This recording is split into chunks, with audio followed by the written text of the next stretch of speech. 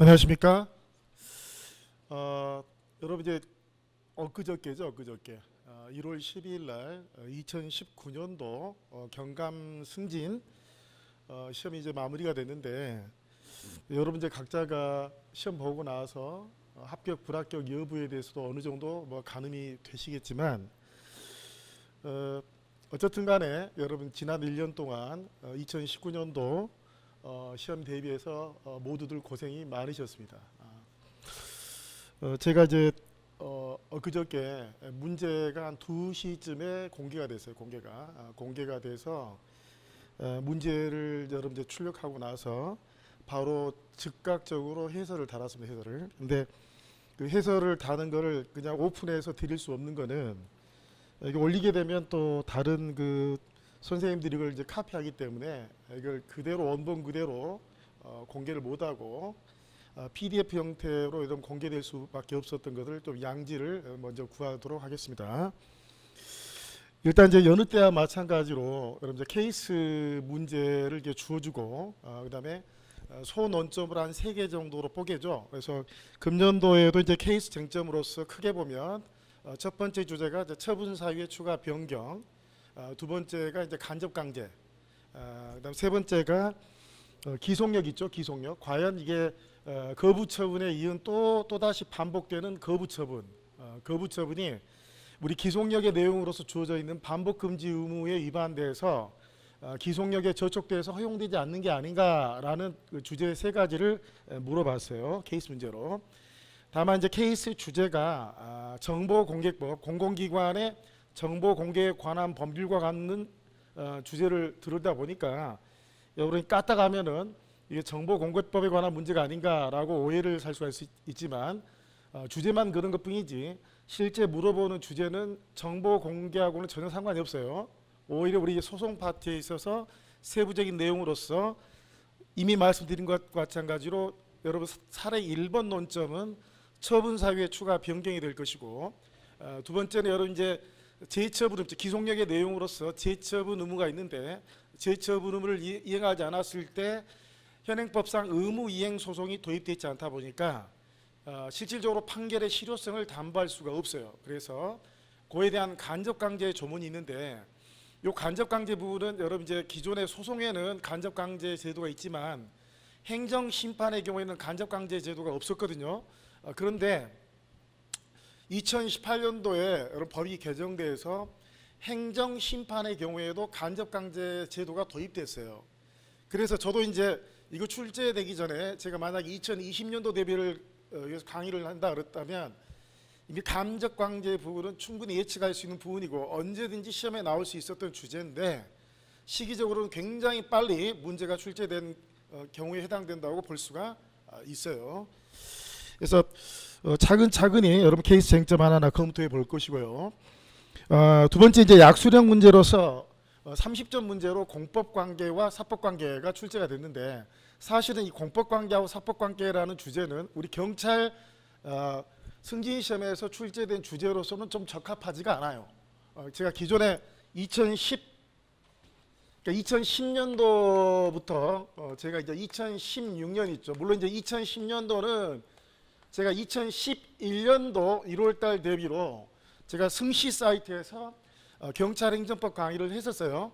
그래서 정확하게 하면 2011년, 12년, 13년, 14년, 15년, 여러분 16년도까지 강의했다는 이야기는 실질적으로 2017년도에 시행된 1월 1일자 시험 대비까지 강의를 했다는 소리가 됩니다. 그래서 2011년, 12년, 13년, 14년, 15년, 16년, 17년 대비 크게 보면 여러분 이제 7개 년도에 제가 관여를 했어요. 관여를 하고 2010년도에 여러분 경찰 행정법 핵심 포인트라는 책을 제가 썼습니다. 써서 한 220여 페이지에다 써놨는데 케이스 문제하고 여러분 약수령 문제 두 문제가 그대로 다 적중이 됐어요. 적중이. 다만 그때는 제가 그게 이제 뭐 돈을 벌려고 한 목적이 아니라 성심성의껏 제가 하는데 이때 이제 100%가 적중이 돼서 그 뒤에 이제 수많은 사람들이 저에게 이제 전화도 오고 뭐 상담도 하고 그런 관계에 있다가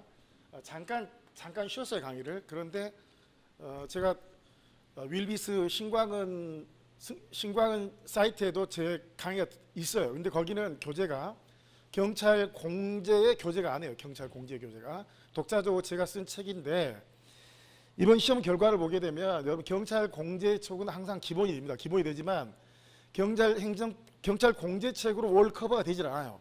올 커버가 여러분들이 이제 바로 보면 즉각적으로 알 수가 있겠는데, 기본적으로 경찰 공제책이 나오면 기본 틀은 경찰 공제책으로 강의를 하겠지만 거기에 분명히 미진된 부분들이 있습니다. 미진된 부분은 부가적인 교재를 통해 가지고 제가 보충을 해드릴 겁니다. 보충을. 그래서 지금 약수령 문제로서 공법관계하고 사법관계 구별은 내면 내는 건데 사실 적합한 주제는 아니에요. 역으로 이야기하면 여러분들이 공부를 하실 때는 꼭 적합한 주제만을 이제 공부하는 시절이 끝났다는 이야기예요. 끝났다는 거. 그래서 꼭 필요한 주제들은 총합적으로 전반적으로 여러분 공부를 대비해 주는 게 옳다라는 걸 극명하게 보여주는 게 이런 약수령 1번의 공법관계하고 사법관계 구별이에요. 그 다음 두 번째, 행정형벌하고 행정질서벌의 질서벌을 구별하시오라고 입점짜리에 출제가 되는데, 여타책에도 행정형벌과 행정질서벌의 구별이라는 주제로 교과서에 담아있지는 않아요. 그냥 행정형벌 또는 행정질서벌이라는 주제로 달아져 있는데, 제가 2013년도, 2014년도에 현장고의고사에 행정형벌하고 행정질서벌의 차이점을 쓰시오라고 현장고의고사에서 2번 출제한 적이 있어요. 근데 계속 이렇게 안 나왔어요. 안 나왔다가 지금 한 4년 지나서 이렇게 출제가 됐거든요. 출제가. 시간차가 좀 있지만은 대체적으로 예상을 했던 문제들은 조금 늦더라도 이렇게 출제가 되더라고요. 출제가. 그래서 저희 물론 이제 경찰 질서벌에 관한 주제가 있어요. 교재에. 그렇지만은 확연하게 경찰 형벌과 경찰 질서벌을 구별하시오라고 해서 명확하게 여러분들한테 답안을 작성할 수 있는 교재가 우리 경찰 공제책에도 들어있지는 않습니다. 마찬가지로 여러분이 알고 있는 프라임의 교재에도 마찬가지로 그렇게 되어 있어요. 그래서 제가 4월달에 금년도 교재가 올해 시험을 반영을 해서 나오더라도 기본적으로 경찰 공제책을 기본으로 해서 하긴 하겠지만, 제 느낌으로 따로 시험이 나올 수 있는 게 필이 오는 것들이 있어. 필이 그때 시점은 다 다릅니다. 그래서 어느 정도의 보완은 필요하다라고 미리 말씀을 드리고 강의를 시작하도록 하겠습니다. 먼저 여러분 케이스 문제 1번 보시면 항상 여러분 문제가 주어지고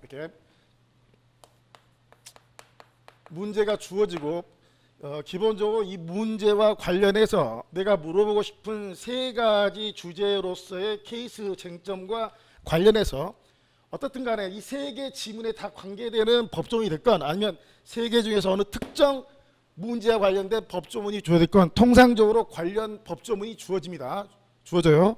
참고로 금년도 시험에서 주어진 법조문은 공공기관의 정보 공개에 관한 법률체의 구조, 그러니까 정보 공개가 원칙인데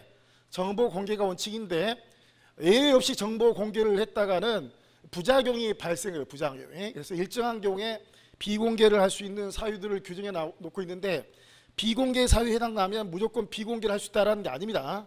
원칙적으로 공개가 원칙이기 때문에 비공개를 할 때는 정보공개법 제9조 비공개 정보 대상에 8가지 사유가 있어요. 8가지 사유라는 거는 이제 1호, 2호, 3호, 4호, 5호, 6호, 7호, 8호가 있는데, 과연 몇 호에 의해서 정보 비공개 결정을 하는지 이 부분에 대해서 반드시 근거를 밝혀주게끔 되어 있어요. 그러니까 이 각각의 정보 비공개 대상 정보의 각각의 이 호수는 어떻게 보면 이게 이유북이 있죠. 이유북이 우리 행정절차법상의 이유 제시에 해당되는 거예요. 이유 제시에. 그러니까 원래 정보 공개가 원칙이에요. 공개가 원칙인데 예외적으로 비공개를 할 때는 과연 몇 호의 근거에서 비공개 결정을 하는지 이에 대해서 상대방의 그 근거를 밝혀줘야 됩니다. 그리고 요 이유부기가 원래 처분 당시에 있었던 사유예요. 사유인데 이유부기 사유를 예를 들어서 여기 현재 문제 공공기관의 정보 공개에 관한 법률 제5조를 근거로 해서 비공개할 거냐, 아니면 6조를 근거로 해서 비공개할 거냐, 5조를 근거로 해서 비공개할 수 있는 사유가 있었고 6조를 이유로 비공개할 수 있는 사유가 엄연하게 존재를 했어요. 존재를. 그런데 정보 공개 결정이 아니라 요 비공개 결정한다면 비공개. 요 비공개 결정은 정보 공개 청구권자 입장에서 보면 이 비공개 결정 그 자체가 처분이 됩니다. 처분이. 물론 이제 구체적으로 보게 되면 거부 처분이죠. 거부 처분. 거부 처분. 근데 거부하고 여러분 이제 부작위를 구별해야 되는데 부작위는 부작위지만 거부 처분은 자기 처분이에요. 자기 처분. 그러니까 보통 우리가 처분을 적극적인 행사라는 게 있고 그다음에 소극적 행사가 있네. 소극적 행사. 그렇다면 거부 처분은 부작위가 아닙니다. 소극적 행사. 그래서 거부도 크게 보면 부작위가 아니라 처분에 해당돼요. 처분에. 그래서 이미 알고 있지만 우리가 정보 비공개 결정에 대해서 다투는 불복 구제 수단에서는 이의신청이 있어요. 이의신청. 그다음에 행정심판. 이렇게 행정소송이 있어요. 행정소송이. 근데 여기 지금 법 문제에서는 이의신청이나 행정심판을 물어보는 게 아니라 기본 전제로 소송을 깔고 물어본 거예요. 소송을 깔고 물어본 겁니다. 그러니까 비록 이게 이제 처분사의 추가 변경이나 간접 강제나 기속력을 물어본 문제라 하더라도 적어도 정보 공개와 관련된 제 문제들에 대한 기본적인 지식들은 여러분 바탕에 깔고 있어야 돼요. 깔고. 자, 문제를 읽어보겠습니다. 자, 갑은 A 경찰서 공공지구대 소속 경찰관 을이 수상한 사람이 현관문을 두드리고 있다라는 신고를 받고도 출동을 하지 않는 등 직무를 유기하였다는 내용으로 을을 고소했어요. 그러니까 직무유기죄죠. 직무유기죄. 예? 여러분 형법에서 직무유기죄는 뭔가라도 하면 직무유기죄가 성립되지 않아요. 직무유기가 되려면 오로지 부작위가 돼야지만이 직무유기죄가 성립되는 거예요. 그래서 직무유기죄의 구속요건에 해당한다고 생각을 해서 의뢰 처분을 구하는 의사표시인 고소를 했어요. 그러니까 지금 갑이 고소를 한 거고 실질적으로 지금 상대방은 소속 경찰관 을이죠. 경찰관 을. 근데 여러분 알다시피 경찰관 을은 집행기관이지만 행정청은 아니죠. 행정청은 대내적으로 의사결정을 해서 대외적으로 의견 표시를 할 수 있는 권한을 가진 행정기관이 행정청이란 말이에요. 그러니까 요 경찰관 을의 위에 누군가가 행정청이 있어요. 행정청이. 우리가 항고소송에서 피고를 상대로 소송을 제기하는데 항고소송의 피고는 경찰관이 아닙니다. 경찰청이 피고인 거예요. A 경찰서 지구대 소속 경찰관 을이 직무유기를 했다는 의미로 고소를 했어요. 그리고 요에 대한 행정청은 관할 지방경찰청 을이죠. 을. 관할 지방경찰청 을. 그러니까 여기 지금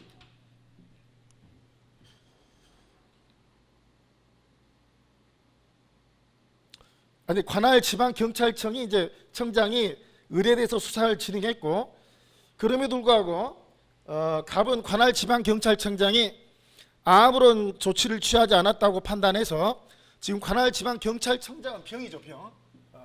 병을 상대로 해서 정보 공개를 요구한 거예요. 정보 공개를. 구체적으로 보면 여기 이제 수사 기록 4번의 공개를 청구한 겁니다.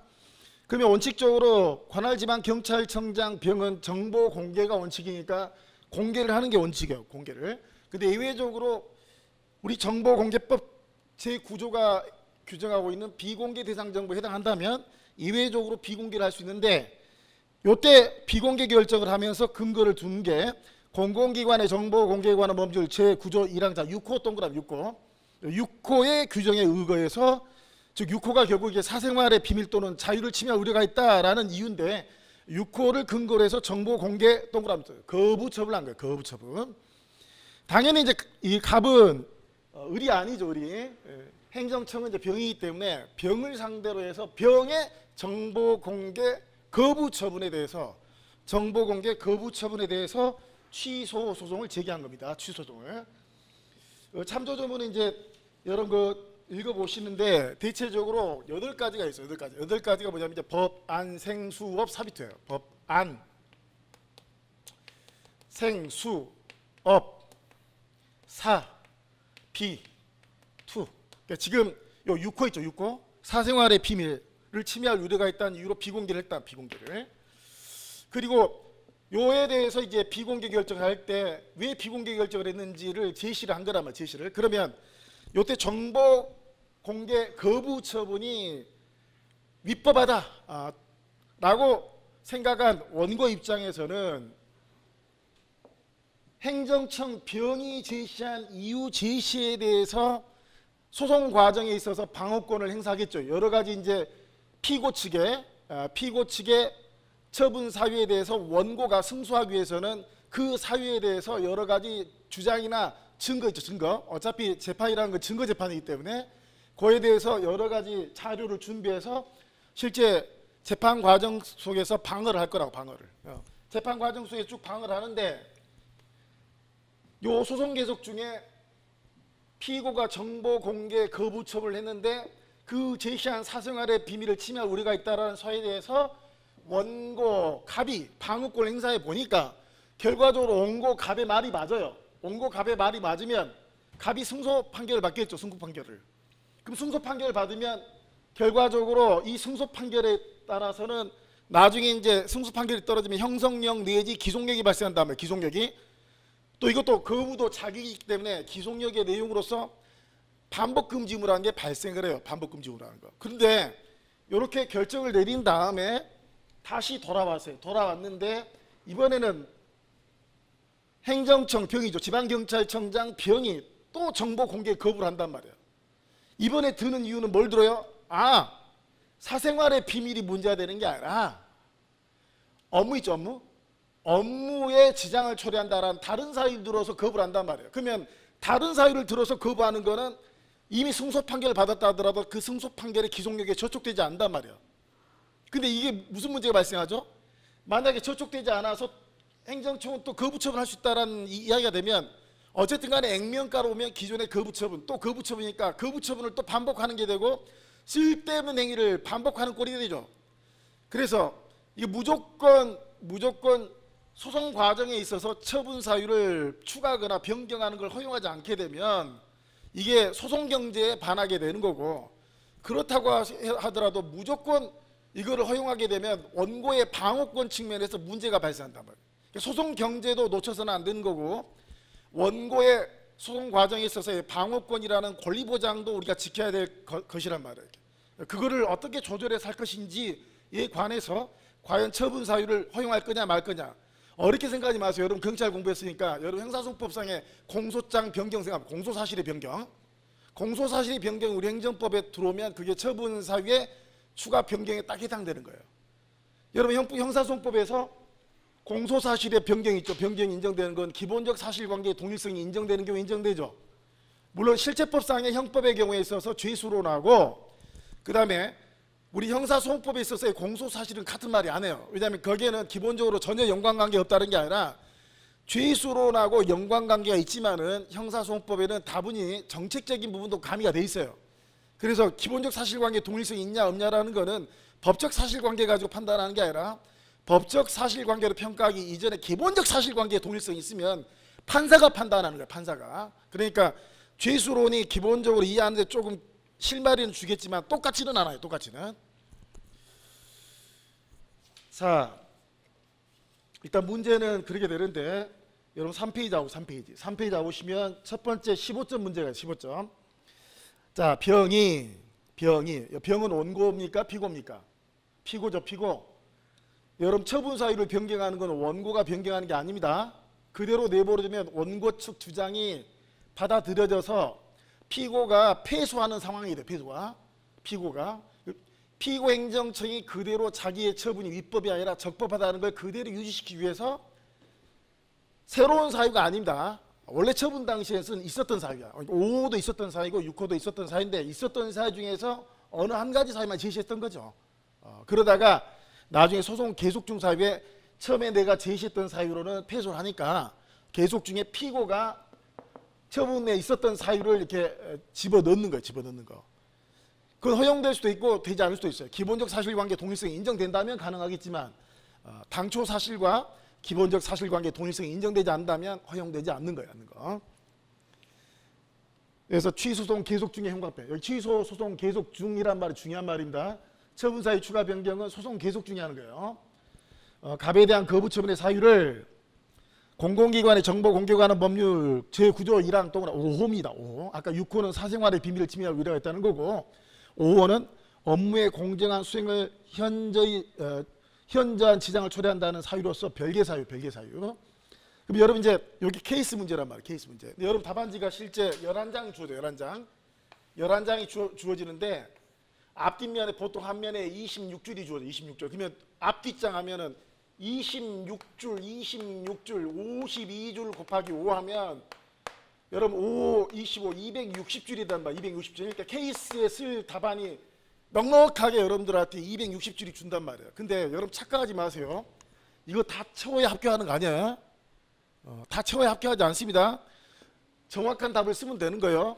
여러분 여기 이 중에서 한 최대한 한 3페이지, 아니야 그 3장, 5페이지, 6페이지 정도 쓰면 돼요. 그 더 이상 쓸 수도 없어요. 그리고 여러분 시험 80분 주어지는데 넉넉하게 답안지 여분을 주는 거지 거기를 다 메꿔라는 소리 아닙니다. 그래서 제일 중요한 거는 여러분이 정확한 공부를 하는 게 제일 중요해요. 그리고 자신 있게 여러분이 쓸 답안을 꼭 쓰시면 되는 거예요. 근데 대부분 케이스 문제는 여기에서 물어보는 문제가 무엇인지를 문제점에서 명확하게 제시를 하고 그리고 실질적으로 제일 마지막에는 뭐가 들어가냐면 사안의 해결이 있어요. 사안의 해결. 모든 케이스 쟁점은 다 똑같아요. 문제점으로 시작을 해서 끝나는 거는 사안의 해결이에요. 근데 사안을 해결할 때 제일 중요한 게 포섭이야. 포섭. 주어진 지문에 있는 것들을 적당히 포섭을 해줘야 돼요. 그리고 요 중간에 있는 것들은 뭐로 메꿔주는 거냐면 여기에서 주어진 사안을 해결하는 데서 핵심적인 문제점에 대한 내용들을 여기에 적시해 주는 거죠. 결과적으로 이제 실제 줄수를 칸수를 늘려주는 거는 요 부분이죠. 요 부분. 그런다 해서 여기를 막 장황하게 다 쓰면 안 돼요. 왜냐하면 막상 여러분 가서 80분 안에 쓰면은 뭐 생각하고 자시고 없어요. 말이 그렇지 현장 가서 그런 시간 안 나옵니다. 안 나와. 저도 사법시험 2차 시험 6번 치러 들어갔지만 똥오줌 못 가려요. 똥오줌 못 가려. 공부는 엄청나게 하는데 2시간 동안 답안지 대단한 거 쓸까? 저 천만의 말씀이야. 근데 조금이라도 모자라면 떨어져 버려. 떨어져면 끝나버리는 거예요. 그 이전에 여러 가지 대비를 해야 되고 주관식은 아무리 머릿속으로 공부해도 필요 없어요. 써야 됩니다. 써야 돼. 제가 현장 모의고사를 최초로 시행을 했거든요. 사실은. 그걸 다 다른 데서 따라서 하는 겁니다. 따라서. 직접 여러분이 답안을 작성하지 않으면 의미가 없어요. 주관식이라는 건. 머리로 공부하는 거 아니에요. 손으로 공부해요. 손으로. 부차적으로 머리가 따라 붙는 거고 쓰는 연습을 해요. 쓰는 연습을. 자, 문제점 보시면 소송 계속 중에 피고 병이 정보 공개 거부를 할 때 6호 있죠. 6호. 6호에 근거해서 거부를 했는데 6호를 하게 되면 진단 말이죠. 패소한단 말이죠. 그 과정에서 6호가 아니라 몇 호로? 5호로 처분 사유를 추가. 정확하면 여기는 추가가 아니라 변경이죠. 변경할 수 있는지가 문제가 된다. 그리고 여러분 결론 마지막 가봐요. 마지막에 여러분 4페이지 오시면 사안의 해결 나와요. 사안의 해결. 사안의 해결에 가면 여러분 6호 있죠. 6호 사생활의 비밀 또는 자유를 침해한 우려가 있다는 사유하고 5호 업무의 공정한 수행에 현저한 지장을 초래한다는 사유는 똑같이 비공개 사유를 규정했다 하더라도 비공개하는 취지가 달라요. 그리고 그 내용과 범위나 요건이 달라요. 그러니까 기본적 사실관계 동일성이 없어요. 없어. 기본적 사실관계 동일성이 없으니까 바꿀 수가 없어요. 바꿀 수가 없다는 이야기는 요 소송 계속 중에는 못 바꿔요. 그대로 이거는 패소하는 거예요. 패소. 그 패소하니까 행정청은 정보공개 거부를 못한다는 소리가 아니에요. 비록 이걸로는 패소하지만 지방경찰청 병은 5호를 사유로 해서 또 정보공개 거부 처분을 할 수 있는 거죠. 어쩔 수 없어요. 이거는 기본적 사실관계 동일성이 없으니까. 그러니까 이게 문제점하고 결론이 여러 머릿속에 먼저 딱 답안을 쓰더라도 여러 머릿속에 순간적으로 탁 떠올라야 돼요.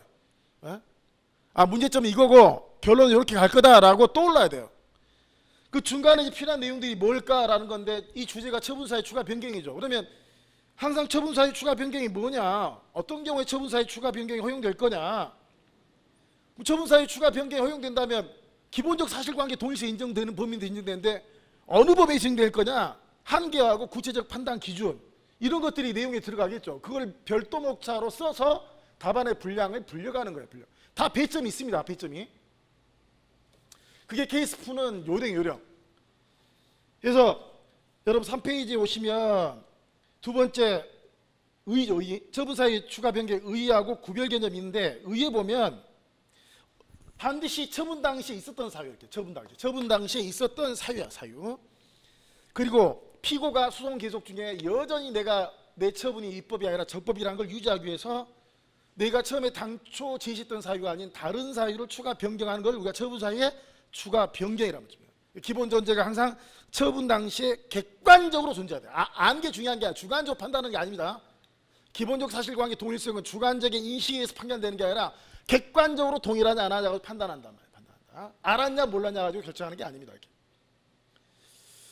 또 하나는 우리가 하자의 치유라는 게 있어요. 하자 치유는 절차 하자에 대해서 인정하는 건데 처분사유 추가 변경은 하자가 있는 게 아니에요. 아시겠어요?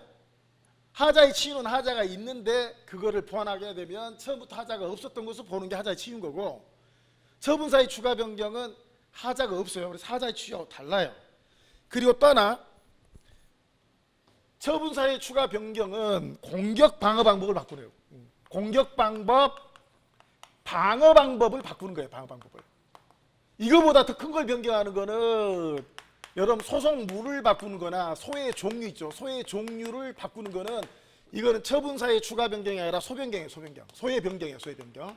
그러니까 어디까지나 요 처분사의 기본적인 골격을 바꿔버리면 안 돼요. 그걸 바꿔버리면 그 소변경이 되기 때문에 소변경을 한계로 해서 처분사의 추가 변경이 허용되는 것이지 이걸 넘어서는 안 된단 말이에요. 안 된다고요. 그래서 여러분 구별 개념에서 체크할 게 하자 치유라는 부분하고 소의 변경에 줄을 그어놓고 처분사의 추가 변경과 하자의 치유는 구별된다. 처분사의 추가 변경과 소 변경은 구별된다. 그리고 과연 처분사의 추가 변경 허용할 거냐? 항상 여러분 이제 우리 문제점이 나오면 항상 문제점, 학설, 판례, 검토 이런 형태로 가요. 문학판 검이야. 문제점, 학설, 판례, 검토예요. 근데 문제점이 이미 제시가 됐으니까 여기서는 이제 학설, 판례, 검토가 되겠죠. 그래서 학설에는 처분사의 추가 변경을 허용하자 긍정설, 허용해서는 안 된다 부정설. 원칙적으로 처분사의 추가 변경은 허용되지 않지만 기본적 사실관계 동일성이 인정되는 범위 내에서 허용한다. 제한적 긍정설. 우리 통설 판례는 제한적 긍정설. 근데 여러분 반드시 학설 쓰면서 학설 이름만 쓰면 안 돼요. 반드시 이 학설의 논거를 한 개라도 꼭 적셔야 돼요. 한 개. 그래서 왜 긍정설을 허용하는 거냐? 자, 처분사의 추가 변경을 허용하자. 기본적으로 지금 개정처분이라는 거는 원고하고 피고 사이에 다툼이 되는 대상이 되는 처분이 과연 위법하냐 적법하냐라고 해서 원고가 소송을 제기하게 되면 판단이 법원 입장이에요. 법원 입장에서는 반드시 그걸 심사해서 판단을 해줘야 돼요. 판단을. 원고의 소송에 대해서 법원은 심리에서 판결할 의무가 있다. 그렇기 때문에 처분사유에 대해서 피고가 제시했다든지 이런 부분에 제한을 가하면 안 된다는 거죠. 법원한테는 뭐가 있으니까? 법원한테는 심리 판결의 의무가 있으니까 제한해서는 안 된다. 이게 긍정설이에요. 반면에 부정설은 허용해서는 안 된다. 제일 중요한 게 원고의 방어권이죠. 원고의 누구야? 방어권 문제. 제한적 긍정설은 이러한 원고의 방어권하고 소송 경제를 조화시키는 데에서 기본적인 취지를 찾는 거예요. 이렇게. 그리고 우리 판례는 어떠냐? 기본적으로 동그라미 당초예요. 당초 처분의 근거로 삼은 사유와 형광펜. 기본적 사실관계 동일성이 인정되는 한도 내에서만 할 수 있다라고 해서 기본적으로 제한적 긍정설의 입장에 있다. 그리고 이제 학설 판례 이제 검토가 있는데 검토에서 이 학설 중에서 어느 하나를 지지해야 되겠죠. 제한적 긍정설을 지지한단 말이에요. 실질적 법치주의, 분쟁의 이례적 해결, 소송 경제죠. 또 원고의 방어권 보장을 동그라미 키우다 좋아하죠. 조화시킨다는 측면에서 제한적 긍정설이 타당하다. 그리고 이제 그러면 판례에 따르면 기본적 사실관계 동일성이 있으면 처분사의 추가 변경 허용되는데 그렇다 하더라도 무조건 처분사의 추가 변경 허용되는 건 아니고 첫 번째 그 소송이 적법하게 계속 중해야 된다. 그 다음에 두 번째 피고가 동일한 행정 정해야 된다. 세 번째, 당초 사실과 기본적 사실관계 동일성이 있어야 된다. 그리고 처분 당시에 당초 처분 사유가 그 다음에 추가로 제시한 사유가 처분 당시에 있었어야 된다. 이런 조건들이 다 충족이 돼야 돼요. 그리고 한계 문제로서 내용적 관계가 있는데 아까 이거죠. 적어도 소의 변경이 돼서는 안 되겠죠. 그래서 분쟁 대상인 처분이 본질적으로 변경돼서는 안 된다. 그리고 이 처분 사유 추가 변경은 이 소송 계속 중에서도 우리가 이제 1심이 있고 2심이 있고 이제 3심이 있어. 3심이. 그래서 1심은 피고 소재지 행정법원이고 2심 법원은 여러분 고등법원이죠. 고등법원. 그다음 3심 법원은 대법원인데 여러분 대법원은 이게 법률심이야. 법률심. 그러니까 원피고 당사자가 법정에 서서 법률심에서는 주장을 할 수가 없어요. 법률심에는 반드시 변호사를 선임해야 됩니다. 그러면 이제 1심에 대해서 항소 하면 이제 1심 법원의 판결이 확정이 차단되고 2심 법원의 판결이 가야 되는데 여러분 1심 법원에서도 길이 여러 번 열릴 수 있고 2심에도 길이 여러 번 열릴 수 있어요. 이거 딱 정해진 게 아니에요. 판사가 봤을 때 앞으로 원피고 간의 주장 사실, 입증할 수 있는 사실이 많다면 계속 길을 엽니다. 근데 이제 충분히 소송 자료를 다 냈다면 변론을 종결합니다. 변론 종결하고 나서 좀 있다가 판결을 선고해. 판결을 선고하는 거지 판결이 확정되는 게 아닙니다. 아시겠어요? 만약에 1심 판결에 불복하지 않으면 그때는 확정되겠죠. 그렇지만 만약에 불복을 하게 되면 이때는 또 2심이 진행이 되고 2심에서도 똑같이 1심과 같은 절차가 진행이 되고 1심에서 제출되지 않았던 사실을 2심에서도 제출할 수가 있어요. 이렇게. 그래서 사실진 변론 종결 시는 1심이 될 수도 있고 2심이 될 수도 있어요. 어쨌든 간에 처분사의 추가 변경은 시점이 사실심 변론 종결 시까지만 가능하다. 그리고 제일 중요한 게 항상 원고의 방어권을 침해하면 된다 안 된다? 안 된다.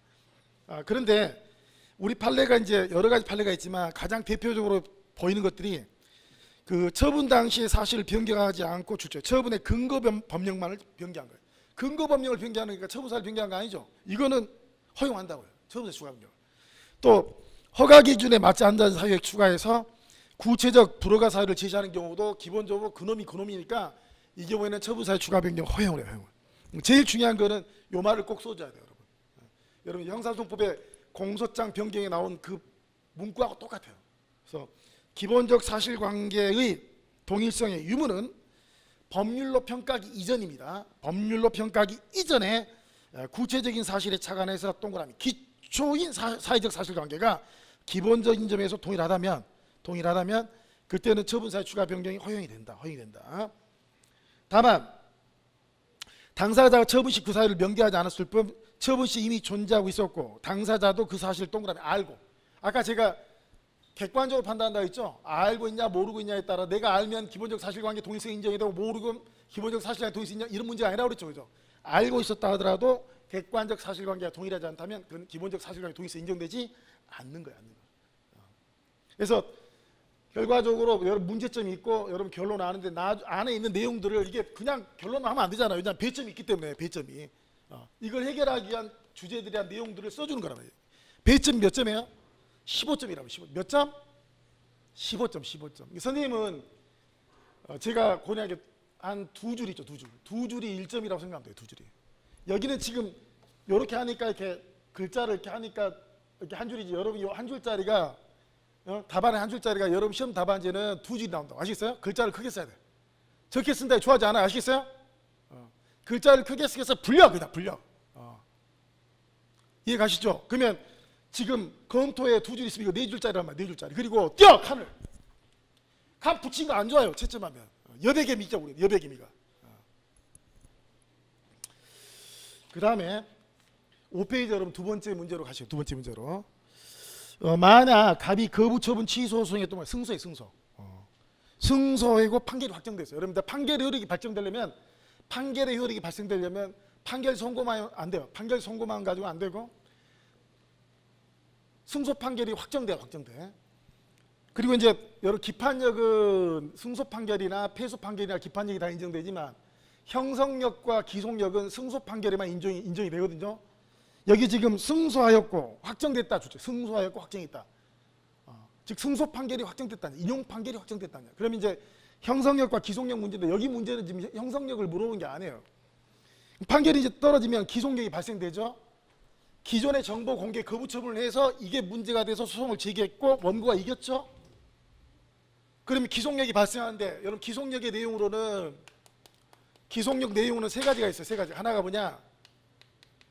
반복금지 의무가 있어요. 반복금지 의무.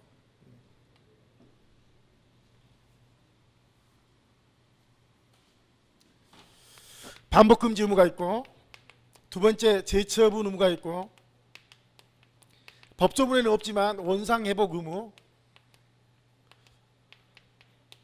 이거 다른 말로 결과 제거 의무라도 결과 제거 의무. 근데 시험으로는 이제 요건 별로 안 나오고 주로 나오는 거는 이제 재처분 의무하고 반복금지 의무인데, 지금 2번 문제는 재처분 의무를 물어보고 요 재처분 의무를 이행하지 않았을 때 요 뒤에 숨어 있는 게 이게 간접관계입니다. 간접관계. 재처분 의무와 관련된 간접관계를 물어보는 거고, 좀 이따 보게 된 3번 지문은 요 기속력에 되어 있는 반복금지 의무를 물어보는데, 요게 이제 위법성 판단 기준 시점하고 관련되어 있는 쟁점이 있어요. 아시겠어요? 이게 사실은 2번은 재처분을 물어보는 거고, 다음에 보는 3번은 반복금지 의무를 물어보는 거예요. 반복금지 의무를. 기속력의 내용으로서 우리 행정소송법 30조 2항이 재처분 의무를 규정하고 있단 말이에요. 재처분. 근데 재처분 의무를 이행하지 않았다 하더라도 사법부하고 입법부하고 행정부는 똑같은 권력 분립에서 존재하는 최고기관들에서 현행법상의 사법부의 판결로서 이걸 강제할 수가 없어요. 그렇다 하더라도 이 판결 자체가 무용한 판결이 돼서는 안 되겠죠. 사실 이번은 넌지시 현행 행정소송법상 갑의 가장 실효적인 대응수단을 논하시오라고 물어왔지만, 여러분 이거 보는 순간에 간접관계 쓰란 소리구나 라고 떠올랐어야 돼요. 그래서 문제점 보시면 원고 갑이 피고 병의 정보 공개 거부 처분에 대해서 취소소송을 제기해서 승소 판결을 받으면 형광펜, 판결의 효력으로서 기속력, 판결의 효력으로서 기속력이 발생을 하고, 기속력이라는 결국 승소 판결의 취지에 따라서 위법을 저지른 행정청이 위법을 시정해서 행동할 의무를 지는 게 바로 기속력이에요. 기속력. 그리고 그 기속력의 내용으로서 다 쓸 필요 없어요. 물론 여기 머릿속으로 있지만 여기서는 물어보는 게, 이걸 물어보니까 핵심적으로 여러분이 이건 재처분 의무다 다 써줘야 돼요. 재처분 의무가 있다. 그런데 재처분을 이행하지 않았을 때 사법기관이 법원이 행정청에게 이를 직접적으로 재처분을 강요할 수 없단 말이죠.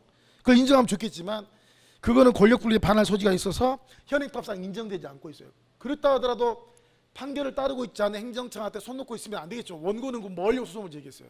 그래서 현행법상 간접강제라는 제도를 마련해 놓고 있어요. 자, 로마자 2번에 보시면 기속력의 내용 중 재처분 의무라고 목차를 딱 달아줬죠. 눈에 딱 보이게. 이건 재처분을 물어보는 거다. 우리 행정소송법 30조 제2항이 판결이 확정되게 되면 재처분 의무를 규정해 놓고 있는데, 판결 확정에 따라서 행정청이 재처분을 이행하지 않았을 때 우리 행정소송법 3조 2항은 새로 신청할 필요는 없어. 최초에 신청을 했으니까 판결의 취지에 따라 이미 신청한 취지대로 처분을 해야 된다라고 돼 있어요. 아시겠어요? 그런데 안 해도 강제할 방법이 없죠. 그래서 노마자 3원에 그에 대한 담보 수단으로서 뭐가 있어요? 간접 강제가 있단 말이에요. 그러니까 여러분 노마자 2번에 뭐가 부각됩니까? 재처분 의무가. 노마자 3번의 제목에 뭘 달아놨어요? 간접 강제 탁 박아버렸죠? 나 이거 안다니까 라는 걸 보여주는 거예요. 답안지에다가. 물론 읽겠지만 뒤에 문구에다 넣은 게 아니라 목차에다 딱 박아서 나 알아요, 알아, 출제위원님. 나 안다고요. 딱 보는 순간에 답안 인상이 달라지는 거예요. 이렇게. 현행법은 출제요. 의무이행소송이 인정돼 있잖아요. 의무이행소송이. 그래서 아무리 승소 판결 내린다 하더라도 그 강제 집행을 위한 집행력의 문제가 생기지 않습니다. 그래서 우리 행정소송법은 이 재처분 후의 실효성을 담보하기 위해서 간접강제제도를 채택하고 있는데, 뭐라고 규정해 놓냐면 관할법원은 제1심수법이냐, 제1심수법은, 그리고 이 간접강제는 직권이 아니라 반드시 당사자 신청해야 돼요. 신청이. 당사자의 신청에 의해서 판결이 아닙니다. 이거는 재판장이 하는 거니까 결정을 하는 거예요. 결정. 결정으로서 처분을 위한 상당 기간을 정하고 그 기간이 지나도록 하지 않았을 때 두 가지가 있어요. 그 지연기간에 대해서 일정한 배상을 명하거나, 아니면 지연기간 기다릴 것도 없이 즉시 손해배상을 명할 수 있어요. 핵심 뭐냐?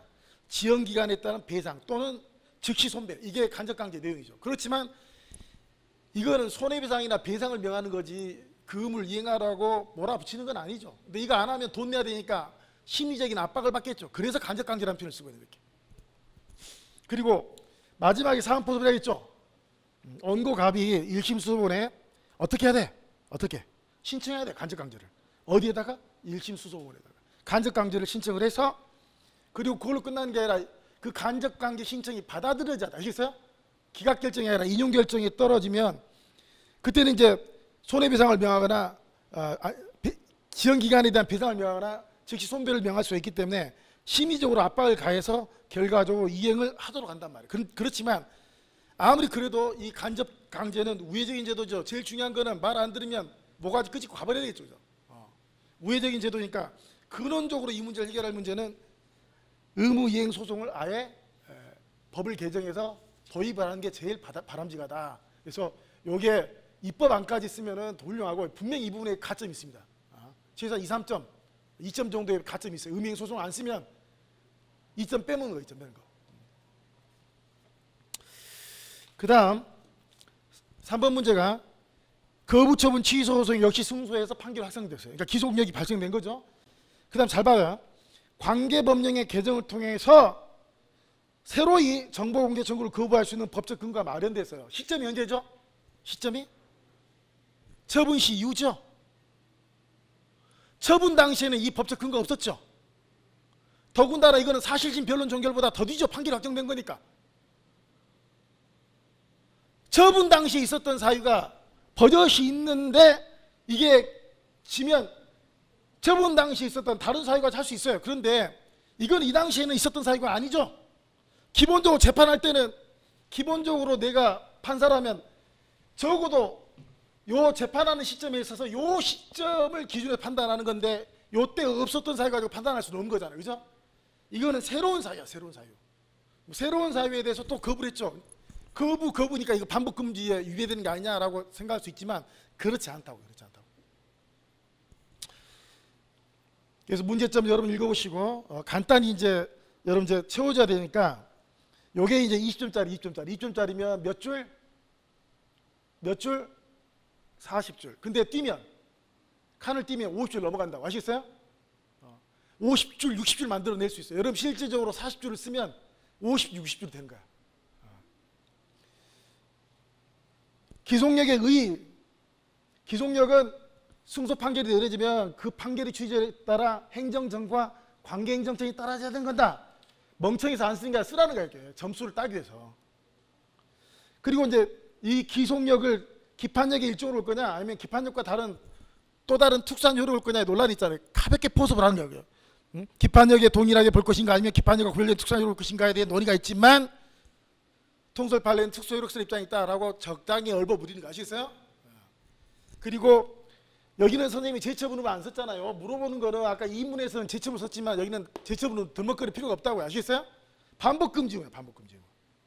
근데 반복금지는 무조건이 아니라 동일한 사실관계, 동일한 당사자에게 동일한 내용의 처분을 반복 안 된다라는 게 반복금지무야. 그리고 이제 중요한 게 로마차 4번이에요. 그래서 기판력도 주, 객, 시, 작 있죠? 기판력의 주관적 범위, 기판력의 객관적 범위, 기판력의 시적 범위, 기판력의 작용적 국면이 있어요. 이렇게. 마찬가지로 기속력도 똑같아. 주, 객, 시, 작이야. 작용적 국면 안 썼어요. 주관적 범위, 객관적 범위, 시적 범위. 사실 여기 제일 중요한 게 시적 범위야. 이 문제에서. 그래서 주관적 범위는 기속력은 당사자인 행정처뿐만 아니라 그 밖에 모든 관계행정에 미치는 거예요. 객관적 범위는 여러분 기판력은 주문이 생기죠. 기속력은 주문과 이유도 생긴데 이유가 모든 게 아니라 주문과 관계된 일정한 이유에도 생겨요. 중요한 거는 3번의 시간적 범위의 별표. 본 케이스는 이 기속력 범위 중에서 시간적 범위하고 직결된 문제예요. 통상 기속력의 시적 범위는 형광펜, 위법성 판단의 기준 시점과 밀접한 연관이 같습니다. 그래서 기본적으로 거부 처분도 작위니까 우리 판례는 판결시가 아니라 위법성 판단 기준점은 처분시로 가. 처분시. 원칙적으로 위법성 판단 기준점이 처분시기 때문에 처분이 있은 이후의 사실상태나 법률상태가 변경된 경우에는 그때는 얼마든지 동일한 이유로 또다시 거부 처분할 수 있어요. 그래서 거부 처분을 하더라도 그거는 기속력에 저촉되는 게 아닙니다. 그래서 마지막에 그 가기 전에 우리 판례는 이 기속력을 위반한 걸 중대 명백한 하자인 무효로 봅니다. 무효로 보고 마지막으로 사안포섭이죠. 사안포섭으로 원고 갑의 기존의 정보 공개 처분 취소 소송에 대해서 소송을 제기해서 승소 판결을 받은 후에, 자, 이게 법적 근거가 만들어진 시점은 처음 시가 아니죠. 판결이 확정된 그 뒤에 마련된 새로운 법적 근거에 의해서 또다시 거부 처분을 한다 하더라도 이게 혹시 반복 금지 의무에 반한 게 아닌가라고 의문이 될 수가 있지만, 이런 처분 시 이후에 새로운 사유에 근거한 거부 처분이기 때문에 허용이 돼요. 허용이. 그래서 얼마든지 가능하다. 또 거부 처분하더라도 기소경에 저촉되지 않는다. 자, 이렇게 해서 여러분 이제 그 케이스 문제를 끝냈어요. 끝내고 그 약수령 문제로서 이제 30점 있는데, 어떻게 보면 여러분 이제 경찰 공제책을 보면 밑에 막 두 문자로 막 만들어 놨어요. 근데 그 두 문자를 주제가 막 100개 정도 되는데 일일이 두 문자를 외우는 게 더 부담스럽지 않겠어요? 그래서 그 부분은 선생님 나중에 기본 강의 시간에 할 때 여러분한테 기본적인 요령을 가르칠 거고, 목차를 연상하는 것들, 그리고 또 올해 나왔던 문제는 내년에 안 나와요. 또 작년에 나왔던 문제가 바로 나오지 않겠죠. 그죠? 좀 소거시키다 보면 내년도 시험에 나올 것들을 우리가 좀 줄여볼 수 있어요. 그래서 줄여진 주제에 대해서는 보다 여러분 면밀하게 연습을 하고, 그 다음에 그 다반작성까지 해봐요. 다반작성까지. 머릿속으로 해본 건 아무도 의미 없고 수없이 반복을 해요. 수없이 반복해서 아예 호주머니 다 담고 다녀야 돼요. 시험 볼 때까지. 그리고 당일날 또 봐야 돼요. 당일날. 내가 당일날 시험 보는 당일날까지 뭘 봐야 될 것인지 집중적으로 여러분 노력을 하셔야 돼요. 어쩔 수 없어. 자, 공법관계하고 사법관계 구별 있는데, 우리가 이제 소송에 민사소송이라는 게 있고, 그러면 형사소송이라는 게 있잖아요. 형사소송. 또 여러분 행정소송이라는 게 있잖아요. 행정소송. 형법, 형사소송법, 민사소송법 다 공법이죠. 우리가 행정법이라는 걸 공부하지만 행정법이라는 단행 법전은 없어요. 민법전이 있어요. 다. 형법전이 있어요. 형사소송법 법전 다 있습니다. 근데 우리가 기본적으로 여기는 공법관계죠. 여기는 공법관계. 이렇게 공법관계. 또 여러 헌법소송, 여러 가지 소송들 많습니다. 보통 우리가 민사소송으로 진행되는 거는 이제 민법관계하고 상법관계, 이런 것들 우리가 사법관계라고 해요. 사법관계. 그 사법관계에 대한 분쟁은 결과적으로 민사법원의 민사소송으로 진행이 되는 거고, 여러분 이제 공법관계 중에서 형사소송은 형사법원에 소송을 제기하죠. 형사법원에. 만약에 헌법 관련이다 그러면 이거는 헌법재판소에 제기하는 거야. 헌법재판소에. 우리는 지금 행정법을 공부하니까 공법관계 중에서도 행정법원의 소송의 대상이 되는 걸 공부한단 말이에요. 다 이게 지금 공법관계인데, 보통 우리는 이걸 빼고 협의로는 요 민사소송과 이렇게 행정소송을 서로 비교한단 말이에요. 행정소송을. 어쨌든 간에 우리가 영미법계가 아니라 대륙법계 국가이기 때문에 공법관계하고 사법관계를 구별해야 돼요. 목차 잠깐 볼까요? 목차. 가장 눈에 띄는 목차가 로마자 2번의 구별 시리가고 로마자 3번의 구별 기준이. 아시겠어요? 왜 구별을 해야 되느냐? 공법관계, 사법관계하고. 어느 기준에 근거해서 공법관계하고 사법관계를 구별할 거냐? 행정소송을 할 거냐? 민사소송을 할 거냐? 달라져 버리잖아요. 이렇게. 그 전에 여러분 이제 서설이죠. 서설에 보면 우리 행정법이 출현된 거는 옛날에 프랑스 대혁명 당시죠. 당시. 그때는 원래 왕이 모든 권한을 다 행사했으니까 굳이 이게 권력이 분립된 시절이 아니기 때문에 굳이 공법하고 사법을 구별할 필요가 없었어요. 그러니까 오히려 이제 프랑스의 경우에는 기존에 이 재판소라는 게 귀족들의 재판소이다 보니까 국민들 입장에서는 국가하고 다툼에 있어서 법원을 믿을 수 없는 거예요. 그래서 독자적으로 기존에 있는 사법재판소하고 별도로 행정재판소를 만들어요. 행정재판소. 그래서 적어도 독자적인 이 행정권의 특수성, 독점적 지위를 보장하려는 게 주 취지였어요. 역사적으로는 그 행정권의 특권적 지위를 보장하려고 행정법이 출현한 거예요. 그런데 오늘날은 이유가 달라요. 오늘날이 중요한 거죠. 옛날에 역사적으로 했던 거고, 오늘날의 경우에는 적어도 행정에 관한 법률 관계하고 개인 상호 간의 법률 관계는 다르다는 거예요. 다르다. 그래서 공법 관계하고 사법 관계를 구별할 필요가 있다. 그리고 제일 중요한 거는 이제 실익과 기준이 문제가 되니까 하나하나 보자. 그래서 구별 시리즈 제일 중요한 게 아까 소송이 달라졌죠. 그게 이제 두 번째 절차. 이게 행정소송 할 거냐 아니면 민사소송 할 거냐. 그 다음에 법이 여러분 이제 민법 상법에 규정되어 있는 조문에 근거한 거는 이건 사법 규정이죠. 사법 규정. 여기는 공법 규정이잖아. 공법 규정.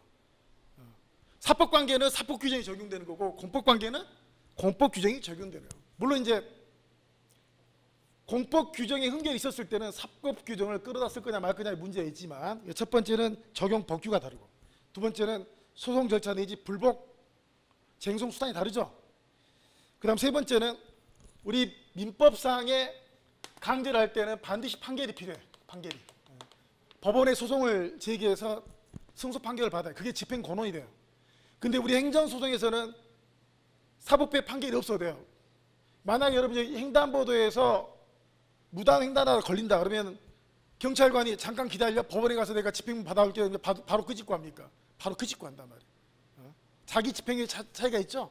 강제할 때 판결문이 없이도 공법관계는 집행이 가능하다는 거예요. 그런 이유 때문에 우리는 공법관계와 사법관계 구별할 필요가 있다. 세 번째, 그렇다면 공법관계와 사법관계를 구별하는 기준은 뭐냐? 학설은 주권 이기복이야. 주권 이귀복인데 사실 요 귀속성설이 뭐냐면 여기에 주체설에 구주체설이 있고 신주체설이 있거든요.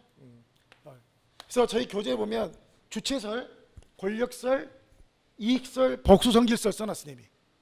보시면 주체를 기준으로 해서 거기 일장이 아니라 일방으로 좀 고쳐주세요. 일방. 당사자 중에서 일방 당사자 중에서 우리가 국가가 있고 그 다음에 공공단체가 있고 공무수탁사인이 있어요. 공무수탁사인이 그 공공단체 내 지자체, 공공조합, 공법상 재단법인, 영조물 법인이 있을게. 어쨌든 간에 국가, 지자체, 공공조합, 공법상 재단, 영조물 법인, 공무수탁사인 중에 양 당사자 중에서 일방 당사자가 있으면 그거는 공법관계다라는 보내가 구주체설이고 신주체설은 다른 말로 귀속설이라고 하는데 중요한 거는 법률 효과의 귀속주체가 만약 행정주체라면 그 관계는 공법관계라고 보는 견해예요. 그런데 이 학설도 문제가 있죠. 예를 들면 아버지하고 자식 간의 관계는 아버지가 국가가 아니죠. 그죠?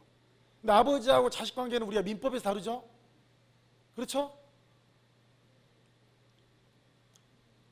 자, 그 다음에 두 번째 권력설이 있는데 권력성대는 수직관계면 공법관계고 수평관계면 사법관계를 보는 경우인데 좀 전에 내가 말씀드렸던 아버지하고 자식관계는 수직관계죠. 근데 그 수직관계이지만 우리가 민법관계로 보지 공법관계를 안 보잖아요. 그죠? 그러니까 이 학설들 하나하나가 다 의미는 있어요. 의미는 있지만 100% 설명 못 해줘요. 아시겠어요? 그 다음에 이익설은 공익을 추구하는 거냐 아니면 사익을 추구하는 거냐. 공익을 추구하는 관계라면 공법관계로 보고 사익을 추구하는 관계는 사법관계로 보는 게래요. 우리 통설 판례는 복수성질설이야. 복수기준설. 복수기준설. 이 모든 관계를 다 종합해서 판단한다. 그래서 여기도 똑같이 써놨죠. 학설, 판례, 그 다음 검토. 어쨌든 주체설이 될 건 권력설, 또는 여기 성질설이나 좀 이익설 등 학설 모두가 완벽하게 공법관계와 사법관계를 기준하는 데 좀 문제가 있다. 그러니까 이걸 모두 다 고려해서 판단하는 게 좋다. 그래서 첫 번째 갑하고 을하고 있으면 일방 당사자가 행정 주체인지 아닌지 따져요. 주체를. 그러면 일방 당사자 행정 주체면 그냥 바로 공법관계, 일단 공법관계의 여지가 큰 거야. 그 다음에 수직관계나 수평관계 또 따져. 아시겠어요? 또 수직관계, 수평관계로 구별이 안 되면 공익을이냐 사익을 관계냐 이걸 다 고려해서 판단한다. 아시겠어요? 우리 판례도 이 모든 관계를 다 고려해서 판단해요. 그리고 우리 행정소송에는 항고소송만 있는 게 아니라 당사자소송도 있어요. 당사자소송도. 이거는 권력관계를 다투는 소송이고 이거는 비권력관계를 다투는 소송이에요. 근데 곧 죽어도 당사자소송 행정소송이에요. 요 민사소송도 비권력관계지만 여기는 사익을 추구하는 거예요. 사익을. 여기는 사익이 아니라 공익을 추구하는 거고. 여기에 지금 권력관계라는 게 있고 관리관계라는 게 있고 국고관계가 있는데 이 국고관계는 여러 민사소송으로. 권력관계는 사법관계는 존재하지 않습니다. 아시겠어요?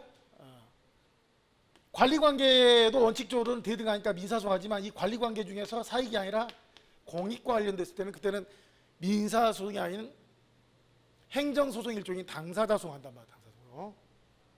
중요한 거는 이 공법관계와 사법관계 주제는 여러분들이 너무 많이 장황하게 하다면 시간을 뺏길 수 있어요. 이게 어려운 주제가 아닌데 통상적으로 이걸 시험 문제로 내기에는 적합한 주제가 아니고 내버렸잖아요. 30점으로. 근데 여러분이 30점인데 80분 조지죠? 케이스 세문제 풀어야 되지? 또 하나 약속은 또 있지? 여기다 6점 할까? 존나 여기다가 답 들어부어. 안 돼, 안 돼. 문제 쓸 때 여러분들이 절제해야 돼. 내가 3점에서 몇 점 맞추면 돼? 2점 맞추면 돼, 2점. 아시겠어요? 현장 시험장 가서 여기 3점 하게 3다 맞춰야 된다. 미안하지만 3점 맞추려고 다 쏘고 3점 안 줘요. 참아야 돼, 답안 쓸 때. 근데 적당하게 목차 달면서 얼버무리면서 점수를 딸 걸 따면 된다고. 제일 중요한 게 균형 감각이에요. 균형 감각. 20점에서 몇 점 따면 돼? 15점 맞추면 돼. 10 몇 점 맞추면 돼. 아시겠어요? 제일 잘 맞은 사람이 여러분 60점, 70점 이렇다고. 70점 정도면 그게 최고 답 아니야. 물론 간혹가다 80점도 주는 경우도 있지만.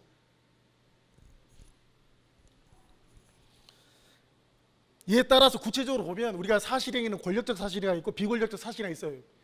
반드시 권력적 사실행위는 법적 근거가 있어야 되거든요. 그건 크게 문제가 되잖아요. 사실행위 중에서도 이게 비권력적 사실행위야. 법적 근거 없어요. 그렇지만 비권력적 사실행위에서 무조건 이게 사법행위가 되는 게 아니에요. 아시겠어요? 비권력적 사실행위 중에서도 이게 공법행위일 수도 있어요. 그 다음에 사법상 계약이 아니라 공법상 계약의 경우에도 공법상 계약이 무조건 사법관계가 되는 게 아니야. 무조건 공법관계가 되는 게 아니야. 그 계약을 체결하게 된 법적 규범이 공법적 규범이냐 아니면 사법적 규범에 따라서 공법적 규범에 근거하면 공법상 계약이 되는 거죠. 영종을 이용하는데 도서관이나 뭐 교도소를 내가 이용을 해요. 그러면 그 영종을 이용 관계는 일률적으로 다 공법관계가 되는 게 아니고 내가 시립도서관에서 책을 빌려보는 게 있겠죠. 이용관계라는 게 있겠죠. 그죠? 그게 아니라 그 도서관 안에서 내가 책을 보면서 실내에서 조용하게 해야 될 그런 관계라는 것도 있겠죠. 그죠? 달라지는 거예요. 달라지는 거. 그러니까 영종을 이용관계도 그게 조직 무인지 아니면 이용 문제에 따라서 이게 공법관계가 될 수도 있고 사법관계가 될 수도 있어요. 제일 많이 문제가 되는 게 우리 국가비상 청구 소송도 학설은 공법관계라고 학설은 아시겠어요? 판례는 사법관계로 보거든요. 손실보상 학설은 공법관계로 봐서 당사자로 가자고 그래요. 근데 우리 판례는 대부분 다 뭐라고 그래? 사법관계로 봐. 근데 최근에는 국가비상과 달리 손실보상과 관련해서는 이걸 공법관계로 봐서 당사자 소송으로 진행되는 법률관계가 나타나고 있어요. 그러니까 여기 답안지 필요하려면 이 내용들이 굉장히 많다고요. 선생님 일부러 안 쓴 거야. 아시겠어요? 안다고 일단 다 쓰면 안 돼. 결론. 공법규정의 적용의 전제 요건으로서 반드시 공법관계인지 사법관계의 구별이 먼저 선행이 돼요. 선행이. 근데 실질적으로 명확한 경우도 있지만 사실은 명확하지 않아서 학설도 막 대립됐잖아요. 이렇게. 학설 판례가. 우리가 명확하지 않는다 손 놓고 있으면 안 되겠죠. 그래서 명확한 구별 기준의 확립이죠. 확립. 확립을 위해서 연구와 검토가 필요하다. 그래서 요거는 제 논조도 있지만 가급적이면 경찰 공제책을 반영해서 제가 답안을 좀 작성해 줬어요. 아시겠어요? 네. 그 다음에 마지막으로 행정형벌하고 행정질서벌에 비교해서 입점을 가는데 행정형벌과 행정질서벌 다 행정벌입니다. 그러니까 공통으로 행정벌이니까 행정벌에 대한 개념을 먼저 써줘야 돼요. 행정벌이 뭐냐? 과거의 행정법상 의무 위반에 대한 제재다. 제재. 그리고 이거는 일반 통치권이죠. 특별권력관계 내부에서 하는 건 징계벌이니까 일반 통치권에 의거하는 처벌을 말한다. 그리고 과도하게 여러분들 징계벌까지 끄집고 들어가면 되지 않아요. 이게. 두 번째는 행정벌에는 뭐가 있냐? 행정벌에는 행정형벌이라는 놈이 있고 행정질서벌이라는 놈이 있다. 우리 형법에 보면 형법상의 구속요건에 위배돼서 형벌이 부과되는 것도 있지만 행정법상의 특별형법이죠. 특별형법에 대해서 형벌이 부과되는 경우도 있단 말이에요. 근데 행정질서벌은 그에 대해서 범죄가 아니죠. 범죄하고 질서 위반행위는 구별해야 돼요. 질서 위반행위에 대해서는 과태료가 부과되는 거예요. 과태료가. 형벌은 다 알죠, 여러분. 사형, 징역, 금고, 자격 상실, 자격 정지, 벌금, 과료. 여러분 구류는 벌금보다는 형이 약하지만 구류도 여러분 신체형이야. 신체형. 그리고 이제 몰수 추징은 주형이 아니라 부가형이잖아요. 부가형. 어쨌든 간에 적어도 형벌권을 발동해서라도 지켜야 될 가장 실질적으로 사회적 타당성이 없는 행위가 전부 다 형벌의 대상이 되는 건 아니란 말이에요. 적어도 형법이 규정하고 있는 형벌을 발동해서라도 비록 이게 행정법상의 의무 위반이라지만 그에 대해서 제재가 필요한 거는 이건 행정형벌로 하고 있는 거고, 반면에 행정질서벌은 형벌이 아니라 뭐죠? 과태료를 부과하는 거예요. 과태료라는 건 전과자가 아닙니다. 그리고 행정형벌을 부과함에 있어서는 죄형법정주의가 적용되는 반면에 행정질서벌에 대해서는 죄형법정주의가 아니라 질서위반행위 법정주의가 적용이 돼요. 질서위반행위 규제법이 제정되기 전에는 손 놓고 있었죠. 근데 형법에 있는 유사한 규정을 질서위반행위 규제법에 규정을 해놓고 있어요. 형벌에 대해서도 고의과실이 없으면 형벌 부과할 수 없어요. 과태료도 고의과실이 없으면 과태료 부과할 수 없어요. 근데 과태료에 대해서 고의과실이 없으면 부과할 수 없는 거는 형벌에 의해서 그런 게 아니라 질서위반행위 규제법에 별도의 규정이 따로 있어요. 아시겠어요? 그러니까 행정형벌에 대해서는 형법 총칙이 적용되지만 행정질서벌은 형법 총칙이 적용되는 게 아니에요. 그리고 질서위반행위 규제법은 과태료를 부과하는 근거 규범이 아닙니다. 과태료를 부과하는 규범은 도처에 많아요. 뭐 도로교통법이 될 수도 있고 식품위생법이 될 수도 있고 수많은 법이 있고 각각의 법에 의해서 과태료가 부과되는데, 문제는 과태료의 부과 근거 범위에 부과되는 법의 근거에서 과태료의 부과 절차, 징수 절차, 집행 절차, 재판 절차, 절차를 규정하고 있는 게 질서위반행위 규제법이에요. 아시겠어요? 제일 중요한 거는 이제 형벌은 반드시 법률 또는 법규명령에 근거가 있어야 부과할 수 있다면 과태료는 조례의 근거에서도 부과할 수 있어요. 제일 중요한 거는 3번이 3번. 어떤 점에서 이제 차이가 나냐? 목적이 달라, 목적이. 그러니까 우리 형벌을 부과하는 거는 우리가 형법에 개인적 법이 있고 사회적 법이 있고 국가적 법이 있죠. 아주 도덕적 기준에서 요것만큼이라도 지켜야 될 거. 적어도 뭐 행정 목적 사회 공의죠. 공익을 보호하는, 국가적 공익을 보호하려 하는 거고, 행정질서벌은 그 정도가 아니에요. 이렇게 직접적으로 법익을 침해한 게 아니라 간접적으로 법익을 침해한 것에 대해서 그걸 지키기 위해서 하는 게 행정질서벌의 목적이 다르다. 성질은 행정형벌은 직접적 침해에 대한 제재인 반면에 행정질서벌은 직접적 침해가 아니라 신고의무 위반이라든지 의무태반에 대한 간접적 위반에 대한 제재다. 행정형벌은 형법 총칙이 적용되는 반면에 행정질서벌은 형법 총칙이 적용되는 게 아니다. 다만 여러분이 이제 주의할 게 2007년도에 질서위반행위 규제법이 만들어졌죠. 그래서 질서위반행위 규제법이 만들어짐으로 인해서 형법과 마찬가지로, 형벌과 마찬가지로 과태료 부과에 대해서도 고의과실이 필요하게 되고, 그리고 형법 총칙에 상응하는 규정들을 질서위반행위 규제법에 만들어놨어요. 그리고 과벌 형태도 행정형벌은 형벌이 부과되지만 행정질서벌은 과태료가 부과돼요. 그 다음에 우리 형벌은 원칙적으로 만약에 불복하면 형사송포로, 형과송포로. 이와 관련해서 특별형법이 통고처분하고 직결 있죠, 직결. 그래서 통고처분에 대해서 여러분 불이행하게 되면 그때는 형사소송으로 넘어가는 거예요. 반면에 행정질서벌은 거기에 나온 것처럼 행정청이 과태료를 부과하게 되면 여러분이 못 내겠다고 이의제기를 하면 그때는 법원한테 토스가 돼요. 그래서 과태료 재판으로 넘어가게 되고, 질서위반행위 규제법에 따라 과태료 재판을 통해서 부과가 됩니다. 양자를 병과할 수 있냐? 양자를. 자, 기본적으로 우리 판례는 형벌을 부과한 다음에 과태료를, 동일한 행위에 대해서 형벌을 부과한 다음에 과태료도 부과할 수 있다. 물론 이제 요에 대해서 반론도 있지만, 그리고 마지막으로 형벌을 부과할 거냐 아니면 과태료를 부과할 거냐에 대해서는 기본적으로 입법 형성의 자유가 인정이 돼요. 그래서 거기 행정법 위반행위에 대해서 형벌을 부과할 거냐 아니면 질서를 부과할 거냐에 대해서는 입법권자가 재반 사정을 고려해서 결정할 동그라미, 입법 재량의 문제다. 다만 형벌이 부과되면 그 전과자가 되고 과태료가 부과된다고 해서 전과자가 되는 건 아니니까 가급적이면 전과자 양산을 막기 위해서 실질적으로 형벌이 부과될 사안임에도 불구하고 형벌 대신에 과태료를 부과하는 사례들이 좀 늘어나고 있어요. 전과자를 막기 위해서. 완벽한 답안은 아니더라도 여러 대체적으로 이 정도의 모범 답안. 그래서 여러분 답안을 작성해 주시면 됩니다. 아무쪼록 엊그저께 이제 시험 종료가 된 것에 대해서 제가 답안에 한번 가이드라인을 제시를 했습니다. 그래서 여러분 공부하는데 좀 참조가 될 것이고, 렛바이곤 비곤입니다. 지나가 버린 건 지나가 버린 건데 가버린 일에 대해서 너무나도 섭섭해하실 필요가 없어요. 어차피 이제 이번 주에 아마 며칠 있으면 당불이 결정이 될 거고, 그다음에 떨어지신 분들은 또 내년에 내가 대비를 해야 되겠다 할 때는 이게 다 내년도 공부할 때 하나의 참조 자료가 됩니다. 자료가. 그래서 제가 뭐 부족하지만 하여간 엊그저께 시행됐던 경감승진 주관식 경찰행정법에 대해서 해설 강의를 했습니다. 여러분 참고하시길 바랍니다. 여러분 수고 많으셨어요. 황금 돼지띠에도 여러분 가정에 좋은 일이 가득하시길 바랍니다. 감사합니다.